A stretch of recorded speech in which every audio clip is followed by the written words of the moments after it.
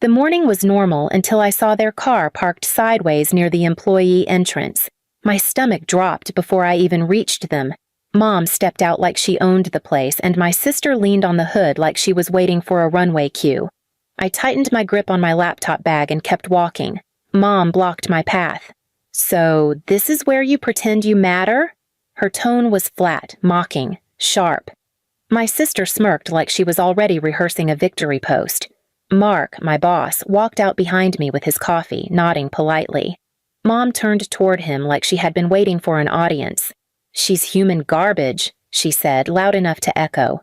"She stole a job meant for her sister. This company doesn't understand value." Before I could breathe, before Mark could even process it, she spit directly in my face. Warm, wet, sharp humiliation. I froze. People stared. Mark's face went pale, like he wasn't sure if he should intervene or call security. Mom leaned closer. "Your sister deserves this job, not you. You'll never rise. You don't have the face. You don't have the talent. You don't have the bloodline for success." My throat tightened so hard I couldn't swallow. My sister whispered, "Don't embarrass yourself. Just quit." I didn't speak. I walked past both of them with my heart burning, my hands shaking, and my boss chasing behind me, asking if I needed HR. That was the exact moment I decided. This would not end the way they expected. I sat in the small HR office 20 minutes later with a cold paper towel pressed against my cheek. The spit was gone, but the feeling wasn't. Mark kept his distance, but he stayed standing near the corner of the room like he didn't trust himself to walk out and pretend this didn't happen. HR kept asking me if I wanted a break before answering. I didn't. I needed every word documented exactly while it was still burning. I gave the statement calmly, line by line, what she said, where she stood, how it escalated, the way my sister smirked, the exact tone when Mom said garbage. HR didn't need dramatics.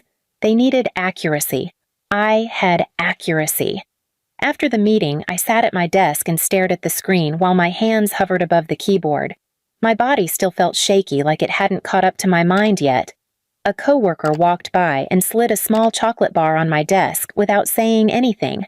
Normal kindness felt foreign after what happened outside. By lunch, my mother texted me paragraphs saying I overreacted, saying if I reported her, it would make me look pathetic, saying that if this company had any sense of loyalty, they would hire my sister because she was the one with real future value. Every line felt like the language of someone who genuinely believed I was disposable. My sister texted too. "HR can't help you. They know who the real star is." That one made me stop reading, because something inside me changed that minute. Not sadness, not hurt, direction.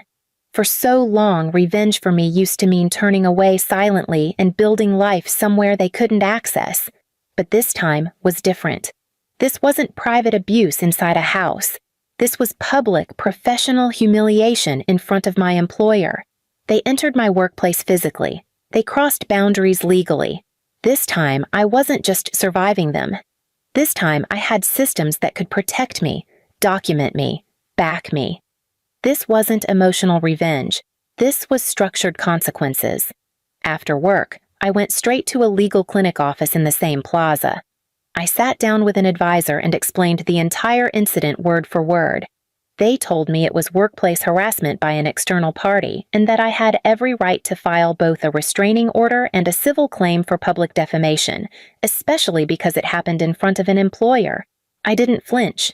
I didn't hesitate. I filled every form. When I got home that night, I made dinner slowly for Mason. I cut strawberries. I boiled pasta. I tried to breathe like a person who wasn't still vibrating with someone else's cruelty. Mason climbed into my lap quietly, looked at my face, and said, "Mama, someone hurt you today?" I couldn't even answer. He just put his small hand over my cheek and rested his forehead against mine. That was the exact moment I realized how much I had allowed myself to normalize their attacks as something survivable. I wasn't surviving, I was absorbing, and that ended today.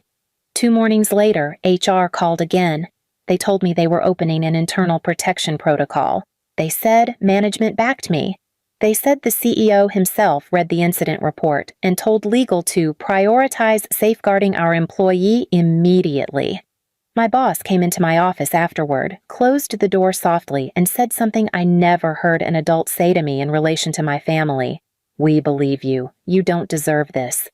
It broke something open in me that I didn't even know was sealed shut. For the first time in my life, someone with power stood next to me and not against me. Later that afternoon, my parents showed up on video call trying to gaslight the situation again, saying I embarrassed them, saying I ruined their image, saying I should drop everything before it backfired. I looked at them on that screen and realized that this family never understood accountability because they never believed consequences could stick to them. They always thought the world was flexible to their demands, but I wasn't flexible anymore. I blocked them mid-sentence. Then I walked back to my desk and typed the email to HR confirming the final stage: formal restraining action and legal follow-through. I wasn't scared. I wasn't shaking. This wasn't trauma anymore. This was strategy. I didn't want them to be sorry. I wanted them to be held responsible in a way they couldn't rewrite. 3 weeks later, the restraining order was granted. Not temporary, permanent. Full workplace perimeter included, parking lot included, lobby included, future company events included. If they stepped foot onto company property again, police involvement would activate automatically. That alone already cracked their control, because the one place they used to invade freely was now a locked zone they could never enter again. But that wasn't the revenge. The real revenge came when my sister tried to apply to the same company behind my back. Yes, she tried. She submitted her portfolio, resume, and application for the junior creative assistant role opening. She thought her last name would carry weight. She thought she could slide into a role and live off the same corporate space where I had finally built safety and credibility. She even tried to DM my boss privately, acting sweet. He forwarded the message directly to me with one simple line: "Do you want me to reject her formally or have HR do it?" That was the moment I realized this time. I held equal social weight, something my parents spent decades convincing me I could never have. I responded, "HR, full compliance, no exceptions." They did exactly that. Straight rejection. Documented, professional, no emotional wording. Just the same cold procedural sentence the world used to deny me rights my entire life. My sister lost it. She sent one text: "You did this. You actually think you get to block me?" I typed back, "You blocked me from life my entire childhood. Now I'm blocking you from the one place you tried to feed off of. Fair exchange." I didn't yell. I didn't insult. I didn't traumatize. I delivered consequence. My parents tried the guilt route next, calling from hidden numbers. I answered once. My mother said, immediately furious, "You destroyed your sister's future career over one incident. One. You think you're powerful now?" I didn't defend myself. I didn't argue. I didn't explain scars. I said one sentence, calm and factual.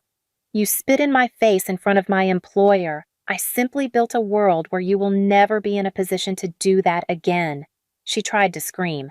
I hung up, and I blocked every number again, permanently this time. After the restraining order finalized, corporate security printed a copy and placed it in the main office binder. My name wasn't a liability anymore. I was the one protected. They were the danger legally recognized. I kept working. I kept moving up. 6 months later, promotion again. Project lead. I brought Mason with me on Bring Your Kid Day, and everyone treated him gently and with respect. He looked at the office like it was a safe world, and that alone was worth everything. I built a life where no one could weaponize my shame again. My revenge wasn't a punch thrown at them. My revenge wasn't begging to be heard. My revenge wasn't silence. My revenge was creating an environment where they were permanently locked out, and I was permanently protected within. That was the difference. They taught me humiliation had no boundaries. I taught them consequences do. And I closed the door on them not emotionally, but legally, professionally, and permanently. ensuring they would never again have access to destroy where I earn, where I work, where I build my future, and where my son will someday see me respected instead of spit on. Please subscribe to our channel and tell us in comments from where are you watching this video.